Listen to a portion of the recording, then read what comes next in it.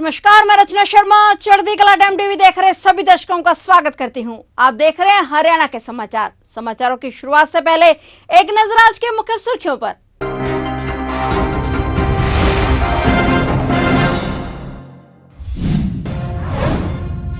23 अप्रैल को कैथल पहुंचेंगे उपराष्ट्रपति जगदीप धनखड़। धन्ना भगत की राज्य स्तरीय जयंती में उपराष्ट्रपति लेंगे हिस्सा। गिरदावरी मुकम्मल कर मई तक किसानों को दे दिया जाएगा मुआवजा। कृषि मंत्री बोले, सरकार अपने खाते से किसानों के नुकसान की करेगी भरपाई।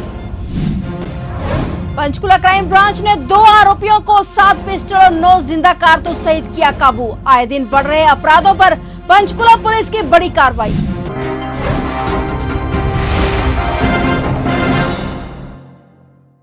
और अब समाचार विस्तार से।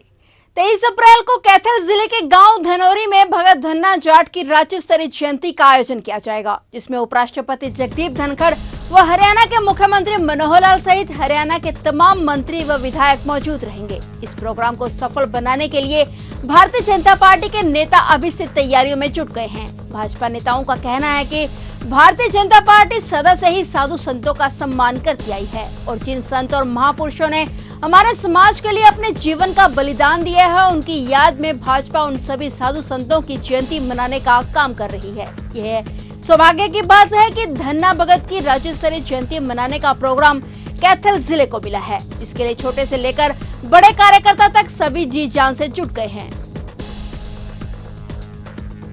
बिजली के रेट बढ़ाकर बीजेपी जेजेपी सरकार ने महंगाई से त्रस्त जनता पर एक और मार मारने का काम किया है। निजी बिजली कंपनियों को फायदा पहुंचाने के लिए सरकार जनता पर नाजायज बोझ डाल रही है। यह कहना है पूर्व मुख्यमंत्री और नेता प्रतिपक्ष भूपेंद्र सिंह हुड्डा का। हुड्डा अपने आवास पर पत्रकार वार्ता को संबोधित कर रहे थे। इस मौके पर उन्होंने कहा कि एक तरफ राजस्थान में कांग्रेस सरकार 500 रुपए में गैस सिलेंडर देकर जनता को महंगाई से राहत दे रही है, वहीं दूसरी तरफ बीजेपी जेजेपी बिजली की दरों में 52 पैसे की बढ़ोतरी करके गरीब और मिडिल क्लास पर और बोझ डाल रही है। हुड्डा ने बताया कि निजी कंपनियों को फायदा पहुंचाने के लिए आम जनता पर बोझ डाला जा रहा है। वहीं हुड्डा ने मंडियों में गेहूं की खरीद नहीं होने को लेकर नाराजगी जाहिर की। उन्होंने बताया कि प्रदेश की मंडियों का दौरा करके उन्होंने किसान, मजदूर व आड़तियों से बात की। खरीद व उठान नहीं होने के चलते सभी परेशान हैं। हुड्डा ने किसानों के नुकसान को देखते हुए 25,000 से लेकर 50,000 रुपए प्रति एकड़ मुआवजा देने की मांग की। पहले ही गरीब आदमी, मध्यवर्ती जो आदमी, वही पहले ही बहुत गंभीर हालत में आर्थिक तौर पर उनकी कमर टूटी पड़ी है और जोर से उन्होंने किया है। इनको सोचना चाहिए और इसको विड्रॉ करना चाहिए। दूसरा, जहाँ तक गेहूं का वो है, इसमें समझो 47.5 पैसे प्रति यूनिट बढ़ोतरी की, यानी एक परिवार अगर 600 यूनिट बिजली खर्च करता है तो उसे 300 रुपये अधिक भुगतान करना पड़ेगा महीने में। ये केवल जो है निजी कंपनियों को फायदा पहुंचेगा और आम जनता पर बोझ बढ़ेगा। जबकि हमारे कार्यकाल में 2 रुपये 94 पैसे का हमारा एग्रीमेंट था अडानी से 25 साल तक का। 25 साल तक उनको 2 रुपये 94 पैसे देना। अब वो तो उन्होंने दी नहीं। बाहर से इन्होंने खरीद करी कितने 10-10, 11-11 रुपये यूनिट प्रति यूनिट खरीद की। तो सिर्फ उनको लाभ पहुँचता कंपनियों को, कॉर्पोरेट्स को।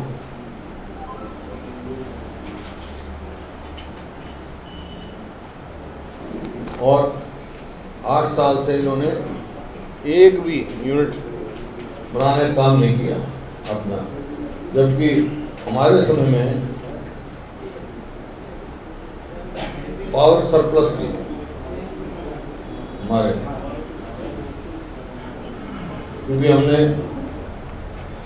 1500 मेगावाट के इंदिरा गांधी पर 1500 मेगावाट झज्जर और झज्जर पे ही 1320 मेगावाट का एक, और यमुनानगर में 600 मेगावाट, पानीपत थर्मल प्लांट में भी बढ़ाया हमने और खेदर में भी हमने लगाया। कितने पावर प्लांट हमने लगाए। और एक और पावर प्लांट बनना था, इसमें ऐड होना था यमुनानगर में 600 मेगावाट का, जो कि काम शुरू हुआ था 8 साल तक उसके ऊपर भी कोई कार्रवाई नहीं हुई। कृषि मंत्री जेपी दलाल ने कहा है कि बारिश और मौसम की खराबी के कारण क्षतिग्रस्त हुई फसलों की गिरदावरी अप्रैल महीने में मुकम्मल कर मई तक किसानों को मुआवजा दे दिया जाएगा। चंडीगढ़ स्थित अपने निवास स्थान पर पत्रकारों से बातचीत करते हुए उन्होंने कहा कि केंद्र सरकार ने टूटे हुए गेहूं के दाने पर ₹5.31 का कट लगाने के जो निर्देश जारी किए हैं, उसके संबंध में उन्होंने केंद्र से अपील भी की है कि टूटे हुए दाने पर किसी प्रकार का कट न लगाया जाए। हालांकि केंद्र की तरफ से अभी तक कोई जवाब नहीं आया। उन्होंने कहा कि अगर केंद्र सरकार कट लगाती है तो हरियाणा सरकार अपने खाते से किसानों के नुकसान की भरपाई करेगी। जेपी दलाल ने यह भी कहा कि खराब फसलों की गिरदावरी, टूटे दानों पर कट और अन्य बातों को लेकर विपक्ष भ्रम फैला रहा है, जबकि सब कुछ ठीक चल रहा है। उन्होंने कहा कि किसानों को किसी प्रकार का नुकसान नहीं उठाना पड़ेगा। कुछ भ्रांतियां फैली हुई हैं, उनको दूर करना हम चाहते हैं। ये सही है कि इस बार बेमौसमी बारिश की वजह से फसलें खराब हुई, कहीं ओलावृष्टि हुई, कहीं आंधी तूफान आया, गेहूं गिर गया, और उससे तुरंत हमारे मुख्यमंत्री जी ने कार्रवाई करके खेतों में गए और हमने फैसला किया कि अप्रैल में स्पेशल गिरदावरी करके मई तक किसानों की भरपाई करेंगे। बहुत अच्छा कदम उठाया और वो कार्रवाई हमारी चल रही है। इस बारिश की वजह से कुछ संकट भी आया कि गेहूं की जो चमक थी वो कम हो गई और गेहूं का दाना जो है, जो आमतौर पर टूटता था 6%, उससे ज़्यादा टूटा हुआ था। हमारे मुख्यमंत्री जी ने, हमारी सरकार ने इस विषय का संज्ञान लिया, तुरंत भारत सरकार से इजाज़त मांगी कि भाई ये टूटा हुआ दाना की भी खरीद होनी चाहिए, वरना तो मंडियों के अंदर संकट आ जाता। लगभग 2/3 गेहूं ऐसा आ रहा है जो पुराने पैरामीटर पर पूरा नहीं उतरता। किसी में चमक कम है, किसी में ज़्यादा दाना टूटा हुआ है। अगर ये भारत सरकार से हम छूट नहीं मांगते तो मंडी के अंदर 2/3 गेहूं खरीद के लायक ही नहीं होता, रिजेक्ट हो जाता। समस्या किसानों को ज़बरदस्त आ जाती है। हम धन्यवाद करते हैं भारत सरकार का कि उन्होंने भी तुरंत संज्ञान लिया, लेकिन उन्होंने राइडर लगा दिया कि चमक कम होगी तो वो ₹5.31 कम देंगे, और 6% से 8%, 8% से 10%, 10% से 12%, प्रत्येक 2% पर वो ₹5.31 की भाव कम देंगे। उस पर भी हमने भारत सरकार से इजाज़त मांगी है कि आप ऐसा ना करिए, आप किसान का पैसा नहीं काटेंगे। उसकी जवाब अभी तक नहीं आया है, लेकिन मैं धन्यवाद करता हूं हमारे मुख्यमंत्री जी का। उन्होंने तुरंत ये आदेश दिए कि अगर ये पैसा भारत सरकार कम दे देती है तो किसान से नहीं कटेगा। ये पैसा किसान को पूरा जो MSP रेट पर हम पेमेंट करेंगे और ये हरियाणा सरकार जो है अपने खाते से देगी। आए दिन बढ़ रहे अपराधों पर पंचकुला पुलिस ने बड़ी कार्रवाई करते हुए सफलता हासिल की है। पंचकुला क्राइम ब्रांच ने 2 आरोपियों को 7 पिस्टल और 9 जिंदा कारतूस सहित काबू किया है। हैरानी की बात यह है कि दोनों आरोपी महज 20 और 21 साल के हैं। इन्हें क्राइम ब्रांच की टीम ने रायपुर रानी क्षेत्र में भारी मात्रा में अवैध असले सहित गिरफ्तार किया है। गिरफ्तार किए गए दोनों आरोपियों को अदालत में पेश कर 7 दिन के पुलिस रिमांड पर लिया गया है।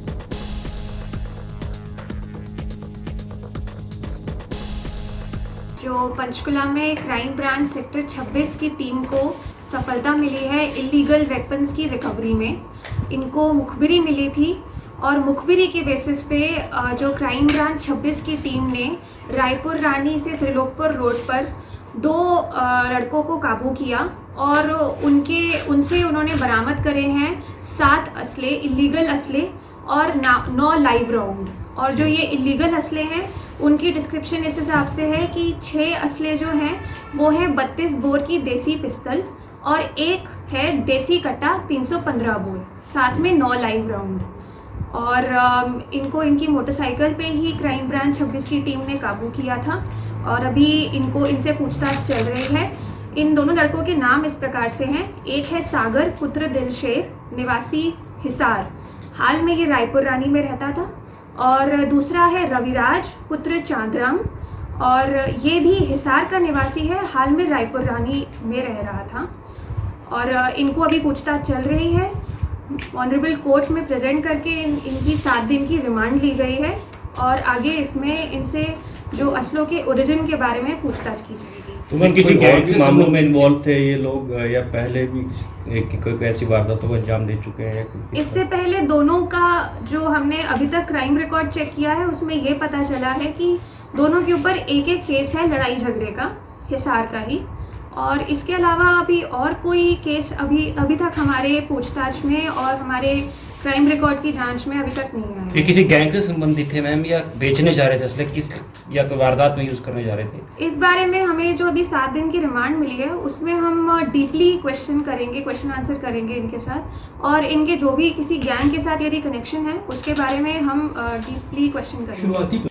इंद्री की अनाज मंडी में गेहूं का उठान न होने के कारण जाम की स्थिति बनी हुई है। पूरी मंडी बोरियों से भरी हुई है और शेड के दोनों तरफ के रास्तों पर भी गेहूं की बोरियां पड़ी हुई हैं, इस कारण आने जाने में भी मुश्किलें हो रही हैं। पूरा मंडी प्रधान समय सिंह ने बताया कि खरीद एजेंसियां उठान नहीं कर रही हैं। यदि स्थिति बनी रही तो सड़क पर ट्रैक्टर ट्राली की कतारें लग जाएंगी। इस दौरान उन्होंने सरकार से अपील की कि गेहूं का उठान शीघ्र किया जाए। वहीं दूसरी तरफ खाद्य आपूर्ति विभाग से इंस्पेक्टर सज्जन सिंह ने कहा कि उठान लगातार जारी है, उठान में किसी प्रकार की भी दिक्कत आने नहीं दी जाएगी। उन्होंने कहा कि 4000 कट्टों का उठान हो चुका है। हमारे साथ खाद्य आपूर्ति विभाग से इंस्पेक्टर सज्जन सिंह जुड़ चुके हैं। हम उनसे जानने का प्रयास करेंगे कि लिफ्टिंग क्यों नहीं हो रही है, क्या कारण है। सर जी सर, लिफ्टिंग जो है फिलहाल जो एफसीआई की पहले लिंकेज है उसको पूरा किया जा रहा है। सर क्या कहेंगे, मंडी से उठान क्यों नहीं हो रहा है? मंडी के उठान के बारे में सरकार की अभी कोई सही पॉलिसी नहीं है जिससे मंडी में उठान नहीं हो रहा है। एजेंसियां जानबूझ के माल उठान रही है, बहुत कम माल उठान हो रहा है, ना ट्रकों का इंतजाम है। अगर यही हालात रहा तो कैसे काम चलेगा? ये इतने आप देख रहे हैं इतना माल जमा हो चुका है, मंडियां बिल्कुल ब्लॉक हो चुकी हैं और इससे आगे और ज्यादा जाम होगा। अगर इसका जल्दी से जल्दी समाधान नहीं किया गया तो मंडी में डेयरी डालने के लिए भी जगह नहीं रहेगी। इसलिए सरकार को चाहिए कि लिफ्टिंग का सबसे पहले ध्यान दें और इस सारी समस्याओं को तुरंत हल किया जाए। खरीद एजेंसियां क्यों नहीं उठा रही? ट्रांसपोर्ट नहीं है इनके पास, क्या कारण है? इनके पास ट्रांसपोर्ट की भी कमी है और दूसरा ये एजेंसियां जानबूझ के भी नहीं उठा रही। भाई एफसीआई इनके ऊपर कटना लगा दे, अभी कोई पॉलिसी नहीं है, उससे डर के नहीं उठा रही है जानबूझ के। एशिया की सबसे बड़ी कपड़ा मार्केट में अब निगम काटेगा चालान। सफाई व्यवस्था को दुरुस्त करने के लिए लिया गया फैसला। जी हां, अंबाला को स्वस्थ रखने के लिए नगर निगम भरपूर प्रयास कर रहा है। सड़कों पर कचरा न फैले इसलिए लोगों के घरों से भी कूड़ा उठाया जा रहा है, लेकिन फिर भी एशिया की सबसे बड़ी कपड़ा मार्केट में गंदगी के ढेर लगे रहते हैं, जिसका कारण दुकानदारों का डोर टू डोर कूड़ा कलेक्शन वालों को कचरा न देना है। अक्सर देखा जाता है कि सुबह ग्राहकी के समय दुकानदार दुकान का कचरा कूड़े वाले को नहीं दे पाते हैं और रात के समय आसपास की जगह पर ही कचरा फेंक देते हैं, जिसकी वजह से मार्केट कचरे के ढेर लग जाते हैं। और वहीं अब नगर निगम इस पर सख्त दिखाई दे रहा है। निगम की हाउस मीटिंग में यह फैसला लिया गया कि कपड़ा मार्केट एरिया में जो भी दुकानदार कूड़ा फैलाएगा उसको चालान किए जाएंगे। इसके लिए उन्होंने ऑर्डर जारी कर दिए हैं और अब जल्द ही ये चालान का कार्य भी शुरू हो जाएगा। हमारी जो अभी मीटिंग हुई थी 3 तारीख को, उसके अंदर ये फैसला किया गया था कि जो हमारी कपड़ा मार्केट है उसमें जो दुकानदार हैं वो जो है वो प्रॉपर डस्टबिन में नहीं डालते हैं गंदगी और वो इधर उधर बिखेर देते हैं। तो उसके लिए सीएसआई को अभी मौखिक तौर से गया और अभी लिखित में उसको सोमवार को दिया जाएगा कि भाई इनके चालान किए जाए जो भी दुकान इधर उधर गंदगी फैला रहे हैं कपड़ा मार्केट के। चालान का ये है कि 500 रुपये से शुरू में तो हम कि उनको चेतावनी ही देंगे 1-2 दिन, उसके बाद फिर शुरू करेंगे हम 500 रुपये से करना चालान। एक बार जैसे हाउस मीटिंग में था, और जगह क्या है कि जो हम डोर टू डोर कूड़ा उठाते हैं तो सुबह हम उठा लेते हैं। जो कमर्शियल एरियाज हैं उसमें ये रात को जैसे गंदगी फैला देते हैं। अगर दुकानदार एक ही जगह उस गंदगी को रख दें तो डोर टू डोर वाला उसको सुबह उठा सकता है, लेकिन ये गंदगी फैला रहे हैं तो इसलिए इनके चालान के लिए कहा हाउस की मीटिंग में। प्रदेश में कोरोना के मामले लगातार बढ़ रहे हैं, जहां कैथल जिले में बढ़ते केसों के बीच अब कोरोना की डोज को लेकर भी हालात चिंताजनक बने हुए हैं। कोविशील्ड वैक्सीन के बाद अब कोवैक्सीन भी खत्म हो चुकी है। हालांकि स्वास्थ्य विभाग के अधिकारी जल्द ही वैक्सीन उपलब्ध होने का दावा कर रहे हैं। बता दें कि वर्तमान में जिले के किसी भी वैक्सीन सेंटर में लोग कोरोना वैक्सीन की डोज नहीं लगवा पा रहे हैं। वहीं जिले में अब तक 19 लाख से अधिक लोग कोरोना वैक्सीन की डोज लगवा चुके हैं। इसमें पहली डोज कुल 9,18,000 लोगों ने और दूसरी डोज 8,60,000 लोगों ने और बूस्टर डोज 13,05,000 लोगों ने ले ली है। Civil surgeon doctor Ashok Kumar ने बताया कि कोरोना वैक्सीन की डोज खत्म होने की जानकारी आला अधिकारियों को दे दी गई है। जल्द ही यह वैक्सीन उपलब्ध हो जाएगी। अंबाला की सेंट्रल जेल में बंद महिला कैदी रीटा को जेल के अंदर ही बीती 18 जनवरी को पैर में गोली लग गई थी। गोली लगने से महिला कैदी घायल हो गई थी, लेकिन यह गोली कहां से चली थी, किसने चलाई और क्यों चलाई, उसका निशाना कौन था, यह सवाल पुलिस के लिए पहेली बना था। इस मामले में जांच के लिए एसआईटी बनाई गई थी। बता दें कि जेल में गृह मंत्री अनिल विज, जेल मंत्री रंजीत चौटाला, डीजीपी जेल सहित कई अधिकारी दौरा कर चुके थे, लेकिन करीब 3 महीनों के बाद अब जाकर अंबाला पुलिस किसी नतीजे पर पहुंच पाई है कि आखिर गोली किस हथियार से और कहां से चली थी। जानकारी देते हुए एसपी जशनदीप रंधावा ने बताया कि 18 जनवरी 2023 को एयरफोर्स रेंज में प्रैक्टिस चल रही थी और उस दिन 4,180 राउंड फायर किए गए थे। इसमें कोई लापरवाही नहीं मिली है, लेकिन इंस्टीट्यूशनल कभी जरूर है, लेकिन दूर करने के लिए एयरफोर्स से बात की जा रही है। जशनदीप रंधावा ने बताया कि नतीजे पर पहुंचने से पहले सीसीटीवी कैमरों की कई घंटे की फुटेज खंगाली गई और फोरेंसिक व बैलिस्टिक जांच की रिपोर्ट पर गौर किया गया, जिसके बाद यह बात सामने आई है। थाना गन्नौर पुलिस ने एक तस्कर को हेरोइन के साथ गिरफ्तार किया है। आरोपी के पास मिली हेरोइन की कीमत लगभग 30,000 रुपए बताई जा रही है। गिरफ्तार आरोपी की पहचान गन्नौर थाने के शास्त्री नगर कॉलोनी निवासी विनोद के रूप में हुई है। पुलिस ने आरोपी के खिलाफ मादक तस्करी करने के आरोप में मामला दर्ज कर लिया है। वहीं मामले की जानकारी देते हुए थाना प्रभारी ने बताया कि गन्नौर शास्त्री नगर कॉलोनी निवासी विनोद हेरोइन बेचने का काम करता है, जो घर के पास चौक पर हेरोइन की पुड़िया बनाकर बेच रहा है। सूचना पर कार्रवाई करते हुए पुलिस ने आरोपित विनोद को शास्त्री नगर से काबू कर लिया। तलाशी लेने पर उसके पास 12 ग्राम के करीब हेरोइन मिली। पुलिस ने आरोपी को अदालत में पेश कर 2 दिन के रिमांड पर लिया है। गुरु नानक वरिष्ठ माध्यमिक विद्यालय के सीनियर विंग के प्रांगण में वैसाखी का त्योहार बड़ी धूमधाम से मनाया गया। इसमें सीनियर व जूनियर विंग के छात्रों ने भाग लिया। इस त्योहार का आगाज शब्द कीर्तन के माध्यम से किया गया। 5वीं कक्षा की छात्रा अवनीत कौर व पहली कक्षा के छात्र मनमीत सिंह ने शब्द कीर्तन के माध्यम से सभी गुरुओं को नमन किया। साथ ही साथ संविधान निर्माता डॉक्टर भीमराव अंबेडकर जी की भी श्रद्धांजलि हुई और 12वीं कक्षा के छात्र अक्षित ने स्पीच के माध्यम से बाबा भीमराव अंबेडकर को याद किया। इस अवसर पर सरदार मुख्तार सिंह ने अध्यापकों व छात्रों को शुभकामनाएं दी। तो ये थे हरियाणा के समाचार और नए समाचारों के साथ फिर से हाजिर होंगे। तब तक के लिए देखते रहिए चढ़ती कला टाइम टीवी।